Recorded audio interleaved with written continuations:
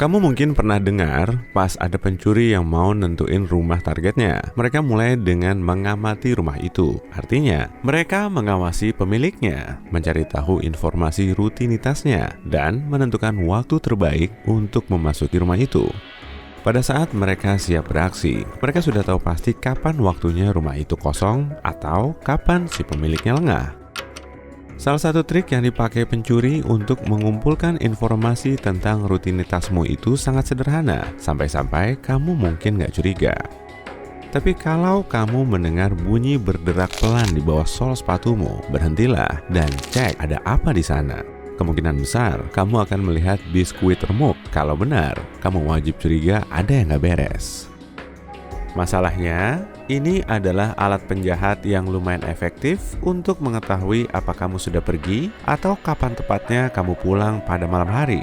Biskuit adalah objek yang tidak mencurigakan, dan orang biasanya nggak terlalu memikirkannya meski mereka menyadari keberadaannya. Kamu tiba di rumah, menginjak biskuit, membuatnya hancur, dan secara otomatis mengungkapkan rahasiamu kepada si pencuri. Mereka tahu 100% di rumahmu ada orang atau tidak dan bisa mengetahui jadwalmu. Bahkan bisa lebih bahaya lagi kalau kamu lama nggak di rumah.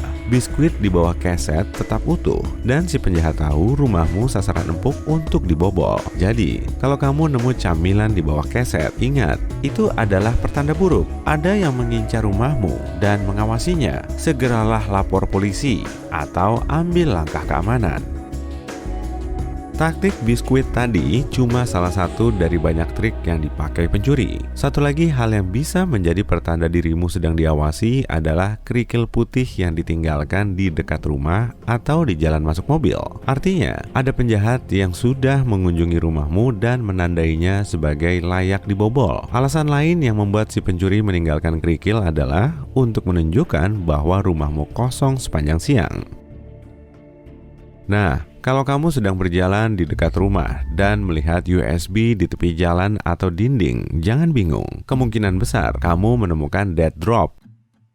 Meski namanya seru, ini adalah karya seni global yang terinspirasi dari trik dunia mata-mata dan spionase. Orang-orang yang tahu soal ini akan dengan senang hati mengenakan mantel hitam dan kacamata hitam mereka untuk bertukar informasi rahasia dengan orang lain. Pasalnya, beberapa dekade lalu, mata-mata punya cara sendiri untuk bertukar informasi rahasia. Ada juga live drop, yaitu saat mata-mata bertemu secara langsung. Tapi ini biasanya sangat berbahaya. Jadi, sistem dead drop diciptakan. Dalam hal ini, batu bata longgar di dinding gang mungkin menyembunyikan dokumen penting yang harus diambil nanti. Saat ini, ada lebih dari 1.500 dead drop di seluruh dunia, dan akumulasi data di dalam USB ini mencapai 10 terabyte. Kamu bisa menemukan dead drop di benua manapun yang ada, kecuali Antartika. Mungkin karena di sana nggak banyak tembok ya. Jadi, kalau kamu nemu yang kayak gini, apa yang harus kamu lakukan? Pertama-tama, jangan mencolokkan USB tak bertuan ini ke komputermu. Kita nggak pernah tahu virus apa yang mengintai di sana yang bisa menghancurkan konten hard drive-mu. Risikonya tinggi, jadi sebaiknya jangan macam-macam deh. Kalau kamu 100% yakin mau mencoba, amankan dulu komputermu sebaik mungkin. Kedua, kamu nggak akan bisa menebak informasi apa yang menunggumu di USB itu.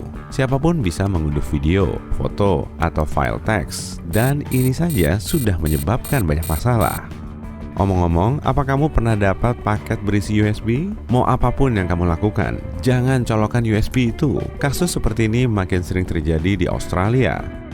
Polisi memperingatkan orang-orang bahwa peretas telah menemukan taktik baru. Mereka menaruh USB asing ke kotak surat. Tak heran kalau perangkat ini mengandung malware yang bisa merusak komputermu. Para peretas memanfaatkan rasa ingin tahu manusia dan pastinya berhasil. Orang-orang nggak bisa melawan keinginan untuk memeriksa isi hadiah misterius ini. Akibatnya, hampir setengah USB yang diterima lewat pos akhirnya dicolokkan. Setelah itu, orang-orang mulai mengalami masalah serius dengan laptop dan komputer mereka. Misalnya, media penipuan mulai menayangkan penawaran layanan, atau ada virus komputer yang merusak file dan program di dalam PC. Jadi, jangan sentuh USB gratis, oke? Kamu pulang dari mall, kantor, atau bandara dan pergi ke tempat parkir untuk masuk mobil. Kamu membuka pintu mobil dan memasukkan kuncinya ke kontak. Saat mau menyalakan kendaraanmu dan pergi, kamu melihat objek aneh di kaca depanmu. Wah, ada uang 100 ribuan di wipermu. Kamu pasti langsung membayangkan mau belanja apa pakai rezeki nomplok ini. Tapi masa iya ada orang yang nggak sengaja naruh uang di kaca depanmu dan melupakannya sama sekali? Hati-hati, ini sebenarnya hanya tipu muslihat. Karena begitu kamu keluar dari mobil untuk ngecek uang misterius itu, si pemilik uang tadi akan beraksi. Mereka akan masuk ke mobilmu dan gaspol dengan kecepatan mobil balap. Soalnya, pasti kita nggak bakal terpikir untuk mematikan kunci kontak mobil dan membawa barang berharga keluar saat turun dari mobil untuk mengecek uang di kaca depan. Akibatnya, dalam waktu kurang dari semenit saja, kamu akan kehilangan mobil, dompet, dan dokumen, plus terdampar di tempat parkir. Baru-baru ini, orang-orang juga menemukan pakaian seperti kemeja tergeletak di kaca depan atau terbungkus di wiper. Kalau kamu pernah menjadi salah satu orang ini, jangan jatuh ke perangkap ini dan jangan coba memindahkan objek tadi. Masuk saja ke mobil dan pergi secepat mungkin dari tempat parkirmu. Pakaian yang tampaknya salah tempat ini sebenarnya adalah alat tipuan baru yang dipakai perampok dan pencuri. Cara kerjanya begini, saat kamu melihat pakaian atau kain yang menghalangi gerak wipermu atau menghalangi pandanganmu, reaksi pertamamu pasti melepasnya. Tapi waktu kamu sibuk membuka dan mencoba memindahkannya, si penjahat punya banyak waktu untuk menyergapmu. Tempat paling umum untuk penipuan semacam ini adalah lapangan parkir. Tempat seperti ini biasanya sangat gelap dan sepi, yang artinya cuma ada sedikit saksi dan ada ruang gelap luas bagi si penjahat untuk menunggu. Kalau suatu hari nanti kamu pulang dan melihat grafiti atau tanda di pintu atau rumahmu, segera lapor polisi. Meski cuma kelihatan kayak prank anak-anak iseng atau coretan sederhana, sebaiknya kamu hati-hati daripada menyesal. Karena pencuri memakai tanda tertentu untuk memberitahu penjahat lain tentang rumahmu. Misalnya, ada tanda yang menyerupai angka Romawi 2, yang artinya pemilik rumah ini kaya. Jadi, tempat itu adalah target yang bagus. Di sisi lain, lingkaran yang digaris memberitahu pencuri lain bahwa tidak ada barang berharga yang bisa diambil dari rumah ini. Jadi pengen menandai rumahmu sendiri pakai tanda ini kan? Nah, persegi panjang horizontal yang dibagi menjadi 4 bagian berarti tempat ini punya anjing penjaga yang besar dan agresif. Segitiga yang dibagi 2 dengan garis vertikal memberitahu penjahat untuk membobol tempat ini cuma saat tengah malam. Sementara segitiga terbalik menandakan rumah atau apartemen ini kosong setelah makan malam. Dan tanda yang mirip gabungan A dan K membuat sesama pencuri tahu bahwa rumah itu selalu penuh orang. Tahu nggak? Ada loh perkumpulan pencuri yang suka mencuri hidangan penutup bernama masih lapar nih. Hehe, nggak kok, aku bercanda.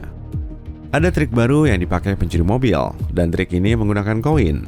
Mereka menyelipkannya ke celah antara pintu dan pegangan pintu. Saat seorang pemilik mobil mengira sudah mengunci pintunya dengan remote, kendaraan tersebut sebenarnya masih terbuka.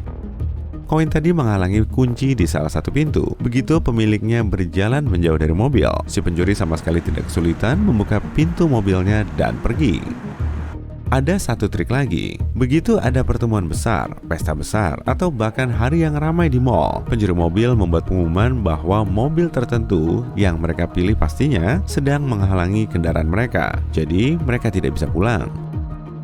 Begitu pemiliknya datang untuk memindahkan mobil, sekelompok pencuri mulai beraksi. Mereka mengira dan untuk alasan yang jelas bahwa orang tersebut membawa kunci mobilnya.